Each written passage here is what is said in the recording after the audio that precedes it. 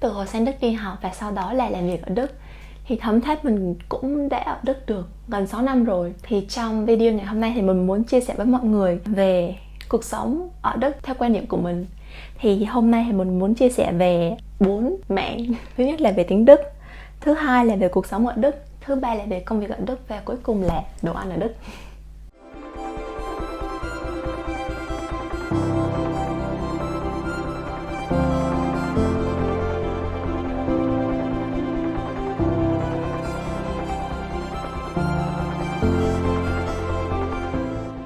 Điều đầu tiên và cũng khá là quan trọng khi mọi người suy nghĩ là con nên đến nước Đức hay không và có thể hội nhập được hay không, đó là ngôn ngữ. Có nhiều bạn sinh viên hỏi mình là vậy thì em có thể sống ở Đức chỉ với tiếng Anh hay không? Thì câu trả lời là có, bạn có thể sống ở Đức chỉ với tiếng Anh. Mình có rất nhiều đồng nghiệp người nước ngoài, người Ấn, người Hàn, người Nhật, họ sống ở bên Đức chỉ cần tiếng Anh là sống được. Thì đối với mình, khi mà có ai đó hỏi mình câu hỏi này thì mình luôn trả lời là bạn có thể sống ở Đức với tiếng Anh, nhưng mà để hòa nhập được thì bạn cần biết tiếng Đức. Vì đối với mình, ngôn ngữ cũng như là một phần của văn hóa, và để hiểu thật rõ, để hội nhập được với nền văn hóa đó thì ngôn ngữ là một phần không thể thiếu. Vậy thì khi mà bạn quyết định học tiếng Đức thì câu hỏi tiếp theo đó là học cho tới bao giờ? Mình nhớ là hồi mình mới bắt đầu học tiếng Đức, mình đọc đâu đó một câu đó là Life is too short to learn German. Có nghĩa là cuộc sống thì rất là ngắn ngủi để mà học tiếng Đức. Có nghĩa là tiếng Đức rất là khó. Khó không á thì mình thấy tiếng Đức khó nha, khó hơn rất nhiều so với tiếng Anh. Vậy thì học tiếng Đức cho tới đâu là đủ? Thì theo quan điểm của mình là bạn học cho tới khi nào bạn giao tiếp được. Giao tiếp được có nghĩa là sao? Có nghĩa là đồng nghiệp Đức hoặc là người Đức nói chuyện bạn hiểu được và bạn có thể trả lời được để cho họ hiểu. Thì đối với nhiều người thì mọi người thường hơi tự ti một chút là mình phải nói perfect tiếng Đức, mình phải nói rất là hoàn hảo thì mình mới nói. Còn ví dụ như mình nghĩ là mình thấy đôi khi mình sẽ nói sang ngữ pháp, ví dụ như der, die, das, hoặc là genitive, dative mình không biết, hoặc là adjective, whatever. Nếu như mà mọi người nghĩ là khi nào mọi người phải nói tiếng Đức thật là hoàn hảo thì mọi người mới nói, thì mình có quan điểm rất là khác. Hồi lúc mà mình đi làm, lúc đó team của mình toàn là người Đức thôi, mà không bao giờ chờ khi nào mình nói perfect ngữ pháp hết nhờ. Nhưng mà quan niệm của mình là mình phải nói, mình phải mạnh dạn nói, miễn sao mà lúc mà mình nói mà mình thấy là đồng nghiệp của mình hoặc là đối tác của mình hiểu được mình nói gì, thì từ khi mà họ hiểu được mình nói gì thì cái conversation cứ tiếp diễn như vậy, thì về lâu về dài thì điều này cho mình một sự tự tin là mình nói được, họ hiểu được. Và đến bây giờ thì mình nói nhiều khi ngữ pháp rất là sai nha, nhưng mà mọi người vẫn hiểu mình nói. Và cũng giống như là mình không phải là cô giáo tiếng Đức, mình không phải đi dạy tiếng Đức, mình không làm trong ngành truyền thông media hay là những cái ngành mà cần phải chính xác tiếng Đức 100%. Nên đối với mình thì lời khuyên cho các bạn là nếu như bạn không làm trong những cái ngành đó phải yêu cầu đòi hỏi chính xác 100% thì cứ mạnh dạn nói. Bạn nói một hồi là tiếng Đức của bạn cũng sẽ cải thiện và bạn sẽ tự tin dần dần lên, và đó là bước đệm để bạn có thể hòa nhập được với cuộc sống ở bên này. Để mình kể cho bạn nghe một câu chuyện về sự khác biệt giữa một người nói tiếng Đức và một người không nói tiếng Đức. Đây là câu chuyện mình trải qua, có thể sẽ không có áp dụng được cho tất cả mọi người, nhưng mà mình sẽ kể cho bạn nghe câu chuyện này. Lúc mình đi làm thì thông thường mà khi mình gặp đồng nghiệp Đức thì mình luôn hỏi và mình giao tiếp với họ bằng tiếng Đức. Thì mình làm bên IT nên đồng nghiệp trong team của mình có khá là nhiều đồng nghiệp đến từ Ấn Độ. Thì mình có một anh gọi là anh senior trong team đi học. Hôm đó hai người tụi mình có một meeting với cả một chú người Đức. Xong rồi trước lúc meeting thì anh mới nói với cả mình là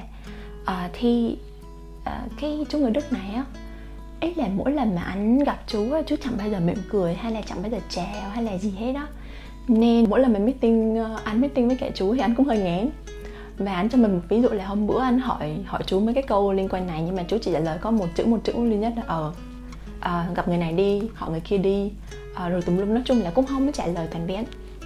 Hết xong mình mới suy nghĩ, mình bảo là mỗi lần mình nói chuyện với chú này, chú rất là thân thiện rồi trả lời cho mình tất cả những thứ mình muốn biết nào, xong rồi hơi kỳ. Hay là xong á, mình cũng nói với cả anh đồng nghiệp của mình là không phải, ý là chú đó tiếp xúc với cả em vẫn bình thường, cũng nói chuyện rồi cũng cười rồi tùm lum các kiểu. Hay xong anh đồng nghiệp của mình kiểu như rất là ngạc nhiên luôn á, nó giống kiểu như không tin vào điều mình nói. Thế xong á mình mới bảo thế bây giờ đánh cược nha, nếu như mà chú bước vào phòng họp mà chú cười á thì anh nó phải mua cho mình một cuốn sách. Xong rồi anh mới nói là ok, nếu như mà chú bước vô phòng mà chú cười muốn bao nhiêu sách thì muốn sách gì cũng được. Thế là hai anh em cùng vô phòng họp. Thì lúc mà chú bước vô thì mình nhớ lúc đó là mình chào chú, mình hỏi chú có khỏe không, và mình nói một câu thành ngữ tiếng Đức. Hay là chú nở một nụ cười. Thế là mình nhìn qua anh đồng nghiệp của mình, xong anh đồng nghiệp của mình kiểu nhìn mình với một ánh mắt rất là ngạc nhiên, kiểu như không tin vào mắt mình vậy á. Hay xong á, tất cả những cái câu hỏi mà mình hỏi ở trong meeting với cả chú thì chú đều trả lời rất là đầy đủ. Nói chung là còn giúp mình rất là nhiều nữa. Sau meeting, anh đồng nghiệp của mình với cả sếp mới đi lấy một ly cà phê. Xong rồi anh đó mới nói với cả sếp mình đó là sếp, chắc là em phải đi học tiếng Đức thôi. Xong sếp mới hỏi là ủa tại sao? Thì anh mới nói với cả sếp mình là mấy cái câu hỏi mà anh hỏi chú là những cái câu hỏi y chang mà Thi hỏi hôm nay luôn. Nhưng mà hôm bữa lúc mà anh hỏi thì chú trả lời có một từ thôi là chú bạn lại tìm người này tìm người kia. Nhưng mà hôm nay á, Thi hỏi á, đúng những câu đó mà chú trả lời như vậy, chú giúp như vậy, chú nói như vậy, Thi có thể tìm hiểu thêm như vậy. Nên là anh rất là ngạc nhiên, chắc là do Thi biết tiếng Đức. Mình thì chỉ mỉm cười thôi, mà mình nói là dạ sắp tới thì em muốn có một cuốn sách tiếng Đức nha, để gửi link trên Amazon cho mua. Và anh đó đã mua cho mình một cuốn sách C1 để mình có thể học và cải thiện thêm. Điều thứ hai là về cuộc sống ở bên Đức. Thì đối với mình á, thì cuộc sống ở bên Đức rất là yên bình. Mỗi lần mà đến Đức mình cảm thấy không biết làm sao, nhưng mà mình cảm thấy hoặc là sao ta, mọi thứ rất là êm ả. Khu mà mình sống thì cũng rất là yên tĩnh nữa, và mình thường thì mình thích sự yên tĩnh. Thường ví dụ như là sáng sớm mà dậy mà đọc sách, xong rồi mở cửa sổ ra mà mọi thứ rất là yên tĩnh, xong rồi mình chỉ nghe tiếng chim hót thôi. Mình cảm thấy cuộc sống nó rất là, gọi sao nhỉ, yên bình. Đó là đối với mình. Thì mình có một vài người bạn đó thì quyết định trở về Việt Nam, tại vì họ thấy là cuộc sống bên đó không nhộn nhịp. Mình có một người bạn thích lối sống nhộn nhịp ở Việt Nam, thích sau giờ làm thì đi ra ngoài tụ tập, thích nhìn xe cộ, thích nhìn đèn đường. Nên bạn của mình thấy cuộc sống bên Đức gọi là sao nhỉ, khá là chán. Nhưng mà đó là chỉ là sở thích của mỗi người thôi, hay là tính cách của mỗi người thôi. Trong cuộc sống ở bên Đức á, thì có rất nhiều thứ bạn phải tự làm nha. Ý như là ví dụ như ở Việt Nam mà bạn có cha mẹ, bạn có gia đình liên quan thì bạn vẫn phải tự làm rất là nhiều thứ. Nhưng mà bạn cứ tưởng tượng như là ở Việt Nam bạn làm một thì qua Đức cho bạn chắc phải làm 10 á.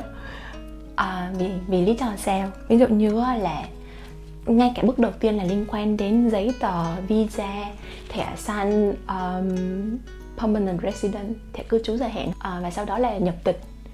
Thì tất cả những cái này bạn phải tự làm. Bạn phải tự coi xem là giấy tờ cần yêu cầu gì. Và những cái thủ tục này bên Đức rất là lâu nha. Thì mình thấy một điều mình thấy ở bên Đức mọi người có thể nhìn theo hướng này hay hướng này. Ở bên Đức thì không có tham nhũng, là một điều mình rất là thích. Nhưng mà đổi ngược lại thì mọi thứ ở Đức liên quan đến thủ tục hay liên quan đến giấy tờ rất là lâu luôn. Mình nộp hồ sơ nhập tịch từ năm ngoái rồi, mà lúc mà mình nhận được thư chắc là cũng tùy sở ngoại kiều nữa, nhưng mà lúc mà mình nhận được thư mình nộp từ năm ngoái rồi, mà mình nhận được thư nói là năm nay, ý là gần cuối năm nay mới bắt đầu xử lý hồ sơ nha. Có nghĩa là hồ sơ của mình sẽ bị ngâm hơn 1 năm mới bắt đầu xử lý, nhưng mình không có gấp nên cũng không sao hết, kiểu vậy. Rồi tiếp theo nữa là quyết toán thuế, mỗi năm bạn cũng phải tự làm. Thì thông thường là quyết toán thuế thì mình đều tự làm một năm một lần. Nếu như mà bạn có nhiều nguồn thu nhập rồi, thuế của bạn rất là phức tạp hay là gì thì đôi khi, và bạn có gọi sao nhỉ, tài chính, thì bạn có thể thuê người để làm quyết toán thuế cho bạn. Nhưng mà thường quyết toán thuế là mình nghĩ là thông thường là ai đó đều tự làm hết đó. Rồi cái thứ tiếp theo nữa là nếu mà bạn muốn qua Đức á, thì bạn phải tự tìm nhà. Và tìm nhà bên Đức rất là cực nha. Tìm nhà, ngoại trừ trường hợp bạn rất may mắn nha, thì tìm nhà ở bên Đức thường thường tốn 2-3 tháng, có khi 6 tháng, có khi 1 năm. Còn tùy từng vùng nữa. Tìm nhà mình thấy rất là cực. Và tiếp theo nên nếu mà bạn có gia đình, bạn có trẻ con á, tìm nhà trẻ cũng cực nữa. Mình có một người bạn cũng có mấy đứa nhỏ mà chờ để vô nhà trẻ mình chờ không biết bao giờ, không tốn bất bao nhiêu công sức rồi, trời ơi. Cái tiếp theo nữa là hồi đó mình qua Đức á, mình cũng khá là sốc đặt lịch hẹn. Ý là đi cắt tóc thôi ha, đi cắt tóc mà cũng phải đặt lịch hẹn nữa, ôi trời. Mà nói về vụ cắt tóc, từ hồi mà qua Đức á, mình chưa cắt tóc bên Đức bao giờ hết. Tại vì mình nghe nói là cắt tóc cho nữ hoặc là tạo kiểu cho nữ thôi, là ví dụ cắt tóc thôi cũng có mấy chục ơn nữa. Thế nên nó cứ 1 năm mình mới đổi kiểu tóc một lần. Và đổi kiểu tóc bằng việc là ví dụ mình về Việt Nam thăm gia đình thì mình đổi kiểu tóc Việt Nam luôn. Gần đây á, thì mình có rất là thân với cả một bạn người Đức, thì bạn mới kể cho mình nghe là ê thì mới đi đổi kiểu tóc hôm bữa, đoán xem là tóc bao nhiêu, thì mình thấy ok chắc cắt ngắn có chút xíu xong rồi tạo kiểu, xong cũng đổi màu chút, thế xong rồi chắc tầm khoảng 150-200 hả. Xong bạn nó bảo không, tốn hơn 300 ơ. Xong mình bảo trời ơi, 300 ơ để tạo kiểu tóc này, cạn lời. Cái tiếp theo nữa liên quan đến việc đặt hẹn, nó nghĩa là bác sĩ. Nói về vụ bác sĩ thì đặt lịch hẹn ở bác sĩ cũng rất là lâu. Cũng có lần mà mỗi lần mình đặt lịch hẹn ở bác sĩ khám á, mình đặt trước ít nhất là cũng 2-3 tháng, 4-5 tháng, có người chờ cả 6 tháng, 1 năm để có lịch hẹn. Thì mình nghĩ là lý do, mình nghĩ thôi nha, là lý do đó là sự thiếu hụt lao động ở mảng bác sĩ. Nên đó là một điều mà bạn cũng cần phải cân nhắc. Điểm cuối cùng mà mình muốn nói liên quan đến cuộc sống bên Đức, có nghĩa là liên quan đến việc bảo mật thông tin hả? Data privacy. Gọi là sao? Tạm thời gọi là bảo mật thông tin đi ha. Thì ở bên Đức mọi người rất là tôn trọng tính cá nhân. Cái từ này đúng, tôn trọng tính cá nhân. Ví dụ như là bạn có kiểu như là ăn mặc rất là weird, hoặc là nói chung là hình dáng của bạn nói chung là rất là eye catching luôn á, thì ở bên Đức không ai quan tâm hết. Kiểu như bạn ra đường có thể họ nhìn bạn tầm khoảng 2 giây nhưng mà không ai nhìn bạn chằm kiểu vậy hết đó. Xong rồi giống như ở bên Đức cuộc sống cũng ai người lo á, hàng xóm cũng không có kiểu như là nói này nói kia hay là sao đó. Thế nên nói chung là cái mảng về tôn trọng tính cá nhân đó là một điều mình rất là thích ở bên Đức. Nhưng mà cũng có mặt này mặt kia nha. Ví dụ như là, và cái này bạn nên để ý, ví dụ như là chụp hình tập thể. Ví dụ ở trong công ty đi, hay bạn chụp hình tập thể, thì nếu mà bạn trước khi mà ai mà muốn đăng ảnh, ví dụ như đăng ở trên tạp chí của công ty đi nha, thì cái người đó cần phải hỏi tất cả những người liên quan để được sự đồng ý của họ thì mới được đăng. Ví dụ như là cô trưởng phòng của mình hồi đó cũng có, tụi mình có team building nha, thì cô hỏi từng người ở trong team luôn, ý là không phải hỏi từng người mà ý là gửi một cái email ra gửi cho toàn nhóm. Và có một chú người Đức, chú nói là chú không muốn ảnh của chú được đăng ở đâu hết đó. Tất cả những bức ảnh mà liên quan đến chú thì cô đều không có đăng lên. Đó là một điều bạn nên lưu ý. Thì ví dụ như là bạn có chụp ảnh với cả công ty hay đồng nghiệp, thì trước khi bạn đăng trên mạng xã hội hay trước khi bạn đăng ở đâu thì bạn phải để ý điều này, vì điều này rất là quan trọng nha. Vậy thì đó là về cuộc sống. Bây giờ thì mình nói một chút về công việc nha. Thì theo mình thì vì đi làm ở Đức thì mình có work-life balance nhiều hơn so với ở Việt Nam.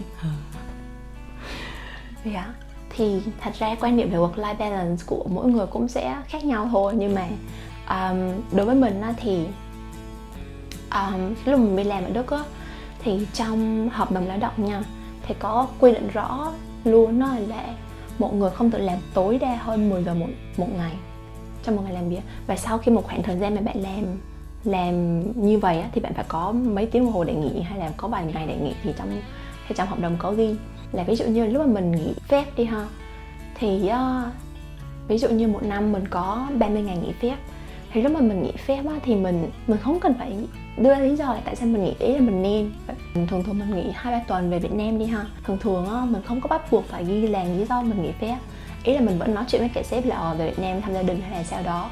Nhưng mà bạn tưởng tượng nếu như ở Việt Nam nếu như bạn nghỉ hơn 2 tuần hay hơn 3 tuần là chắc mọi người kiểu như làm thành một cái scandal luôn hay sao á.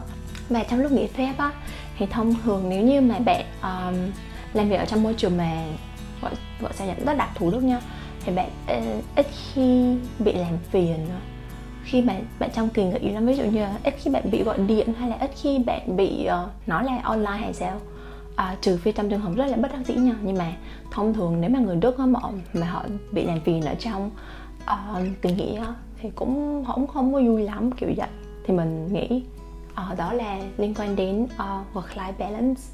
Ở trong công ty mình á, thì giờ làm linh hoạt, có nghĩa là không có ai để ý là bạn vào làm lúc nào, bạn đi về lúc nào. Công ty mình thì mọi người hay là sếp mình thì chỉ đánh giá lên kết quả là ok, output, có nghĩa là mình deliver được kết quả gì, công việc tới đâu, chứ sếp mình không có cái tầm gọi là sao, nhận thi đến mấy giờ, về lúc mấy giờ, có làm đủ 8 tiếng hay không, dạ gọi là vậy đó. Thì có một số công ty khác thì sẽ có kiểu như là quét thời gian. Thì ví dụ như là quét thời gian đó, ví dụ như là những cái ngày mà bạn làm nhiều hơn thì bạn gom lại thành, gọi là sao, gom lại tổng số giờ bạn làm overtime đi ha, thì bạn sẽ được lấy cái giờ overtime đó để nghỉ phép sau này. Trong mạng công việc, nếu mà mình nói về việc social life với cả đồng nghiệp, xã giao với cả đồng nghiệp sau giờ làm á, thì mình thấy là ít hơn so với hồi mình làm ở Việt Nam. Thì ví dụ hồi làm ở Việt Nam á, thì sau giờ làm thì ví dụ đi ăn, đi uống với cả đồng nghiệp, hay là đi cà phê hay là sau đó. Thì đối với ở bên Đức á, thì thường á, sau giờ làm thì mọi người sẽ về nhà dành thời gian cho gia đình, bạn bè, bạn trai, bạn gái không biết.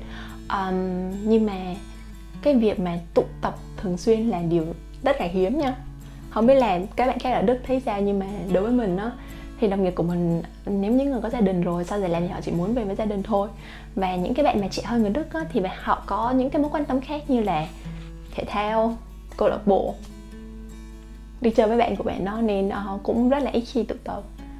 Mình thì thấy ok thôi, mình thì thấy dạ mỗi người có một cuộc sống riêng. Nhưng mà nếu như lúc mà bạn đi làm á, mối tương tác của bạn với cả đồng nghiệp, và bạn muốn cái việc mà bạn thấy niềm vui khi làm có nghĩa là được tương tác với cả đồng nghiệp sau giờ làm á, thì gọi sao nhỉ, bạn cũng cần suy nghĩ lại một chút là bạn có muốn làm được hay không. Và điều cuối cùng mà rất quan trọng với cuộc sống thường ngày đó là đồ ăn. Nói về việc đồ ăn thì đồ ăn Đức ha, mình nghe rất nhiều người chê đồ ăn Đức, rất nhiều người chê đồ ăn Đức. Mình thì ăn được đồ ăn Đức ha, mình thấy đồ ăn Đức á, ví dụ như là cũng không có quá đậm gia vị, thì thường nấu ăn thì mọi người chỉ cho muối hoặc cho tiêu hoặc cho một vài gia vị thôi. Thì có thể đối với một vài người thì khẩu vị của đồ ăn Đức rất là dở, hoặc là nó rất là tệ nhạt và buồn chán. Thì cái này thì tùy mỗi người thôi. Nhưng mà mình có một vài đồng nghiệp người Ấn đúng không? Thì bạn biết là người Ấn thì họ ăn cái gì nó cũng gia vị, nó cũng gọi là sao nhỉ, rất là nhiều gia vị. Nói chung là chạm vào đầu lưỡi nó phải có cái gì đó rất là đậm trong gia vị. Nên mỗi lần mà mình thấy đi ăn cả đồng nghiệp của mình á, thì mình ăn đồ ăn Đức rất bình thường, cứ ăn bình thường thôi. Nhưng mà đồng nghiệp của mình á, đưa lên đồ ăn sao cái vị này nó cứ tệ nhạt sao, xong rồi bỏ muối, bỏ tiêu.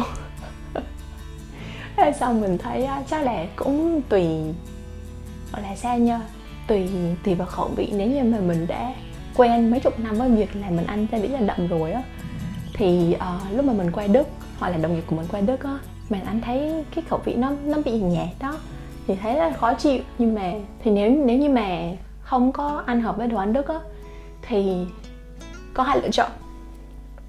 Lựa chọn đầu tiên á là tự nấu mang lên công ty, hoặc là tự nấu mang đi học hay gì đó, thì khẩu vị của bạn sẽ biết như thế nào. Nhưng mà tự nấu thì tốn thời gian, rồi nếu mà bạn đi học toàn thời gian hoặc đi làm toàn thời gian đó, thì về không biết là còn đủ sức hoặc là đủ motivation để nấu hay không. Điều tiếp theo nữa là không có giống như ở Việt Nam. Ví dụ như bạn sống thành phố Hồ Chí Minh đi, mỗi lần bạn bước ra ngoài đường là có quá trời lựa chọn, quá trời hàng quán để bạn có thể chọn luôn.